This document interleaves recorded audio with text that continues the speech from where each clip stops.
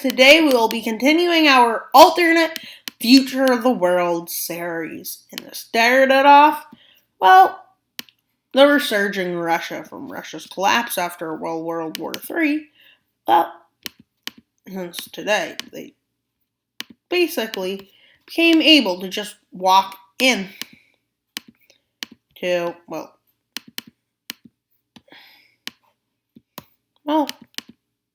they became able to just walk into Kamchat in this area of Alaska without any, consequences.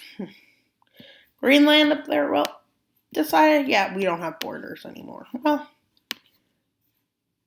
South America, on the other hand, it's pretty messy borders. Venezuela is a part of, independent. Cuba is still a part of the CSA, which got independence. The real U.S. is still there. Well, Canada has had an imperialist spree. Well, Alaska, after a vote with a 90% margin, decides, they'll voted to join Canada. And finally, the borders of the North have been fixed. Well, they'll probably end up a part of the U.S. if the U.S. can figure out this mess. Well, the U.S. decides to do some old-fashioned style ways, and they push it to where there's trade, because, are stuck in the Midwest. Well, they can't push down to the CSA because that's all the people. Quickly, they push up to here. Well,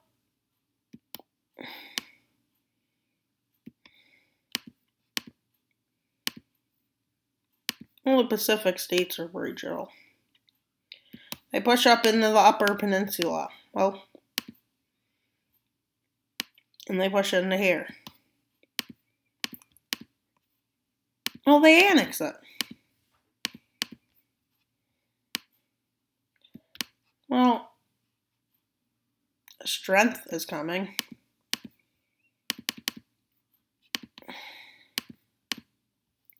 Well, the Pacific states are against the CSA, which has the Yucatan Peninsula. Well, the Nicaraguan El Salvador Union, Guatemala joins, Belize joins, and the rest of Honduras joins to form the Central American Union. Just strong. But that decides to join, the treaty organization. Well, it's not let's go to the Asia where, the growing in strength imperialistic China decides, they'll invade Tibet. Well, it's violent, but it still works. Well,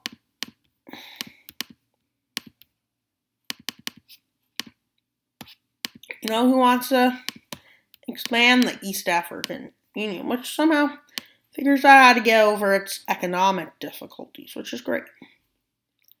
Well, we do have Iraq over there, which is not very pleased. Turkey has just collapsed, but they still are strong. They reside here.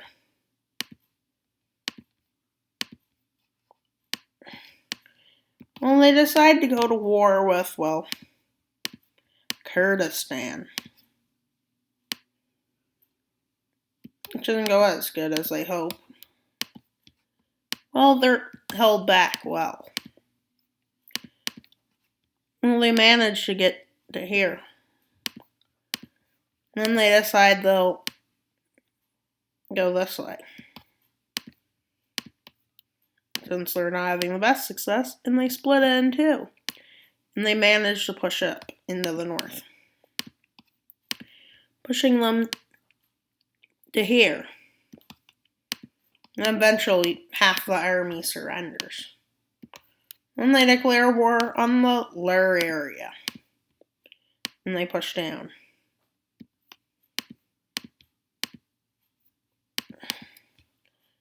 Well, they do have a nice expansion. They annex all these lands. Israel finally forms the Levant where,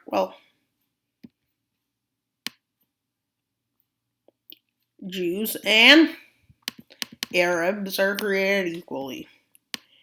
And they quickly get Jordan to want to join.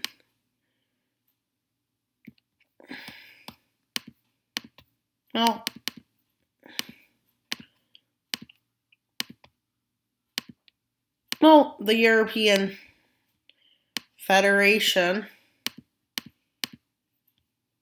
gets South Italy to join.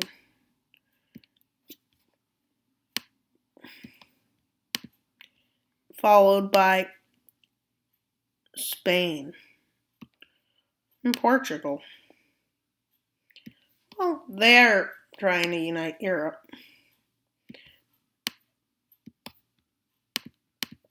Russia, at this point, is strong enough, so they decide, why don't we move east? Which is barely led by anything because, who's going to stop them? America is in trouble.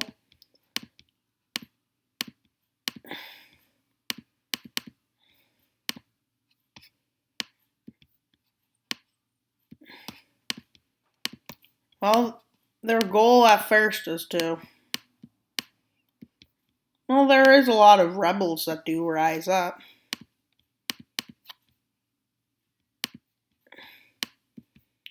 During their time that they were under Russian... this is about 2080, right? And, these lands were, at the time, a majority Russian. Because they forced a bunch of people to move into these lands. So all these lands revolt. And they push forwards. But to only here, because, even 60 years later, they still have strength. They push in. The EU sends as much aid as they can into, these nations, but these nations aren't so strong. They manage to continue the coast. They push into southern Moldova, Romania, beautiful. They have a corridor. But since Ukraine has good strategy, they just push down here.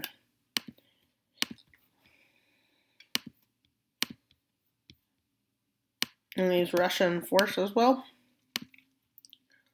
just continue in. Our goal is mainly to get a pro-imperialist government, which, after a failed election in Hungary, they revolt. They don't make anything easy either.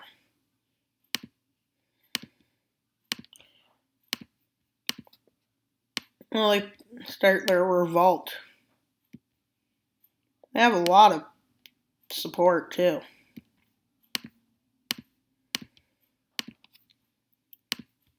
And, Russia manages to connect over to them.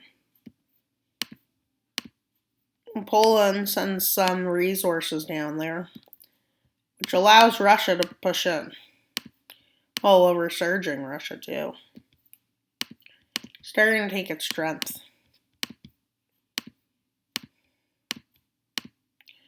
With a lot of rebels, for some reason, crossing into Croatian lands, the Yugoslavia thing that's happening, joins the war.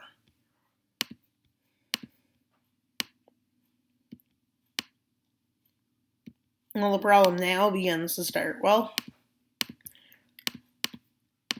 Hungary is becoming, well, joins the Russian team. And they push in, taking southern Wallachia back.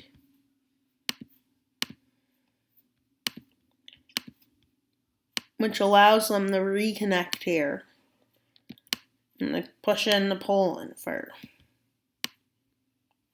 They push to the outskirts of Warsaw.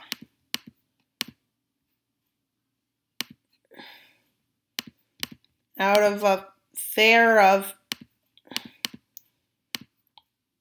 Russia taking too much land, well, they push into there, they push into here, and here.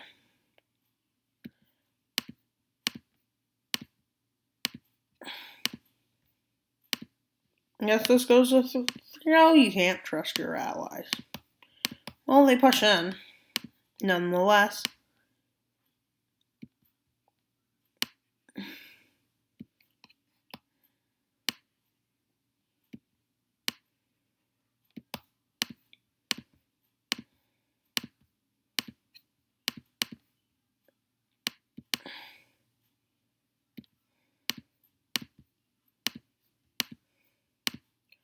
Well, along with Hungary, they managed to take these lands out. Well, the Hungarian Revolutionary Front. Well, now Ukraine falls. Well, not much longer, and well, the Yugoslav resurgent thing falls.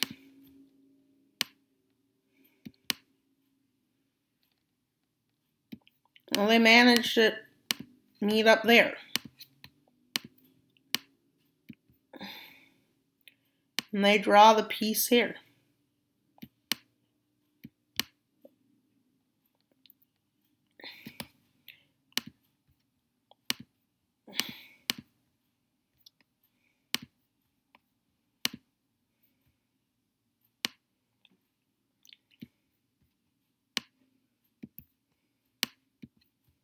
Well, they then annex these lands.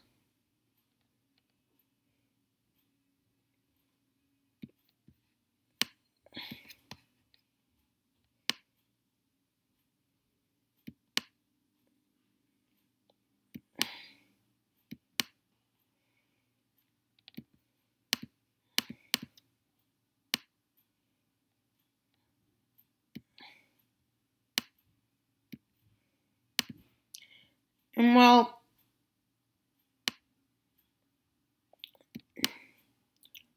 Hungary annexes these lands because they're hungry for land. Yeah. Where are you going? Hungary. You're going Hungary? No, Hungary. Hungary. Oh, yeah, Hungary. Yeah, Hungary. No, Hungary. Hungarian jokes aside. Hungary for land. Well, now guess who overwrites all the rules of this region? Well, the bear. It's take back of Ukraine. Well, they didn't annex at all. Well, without asking, they just forced Russians to move into the lands they annex. And then they go puppet, puppet, puppet, puppet, puppet, puppet, annexation.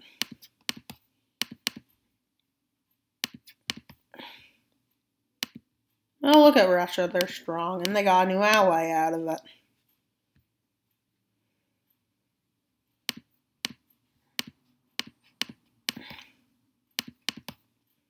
Well, Russia has done that, but now this is just South Africa. But the EAF manages to get South Sudan and Kenya to rejoin. Which is mostly because, well, the situation has changed.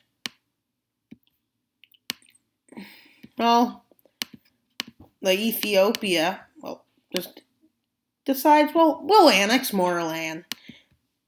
And that's all for today's episode of the Alternate Future of the World series. Please like and subscribe. Wild Mapper out!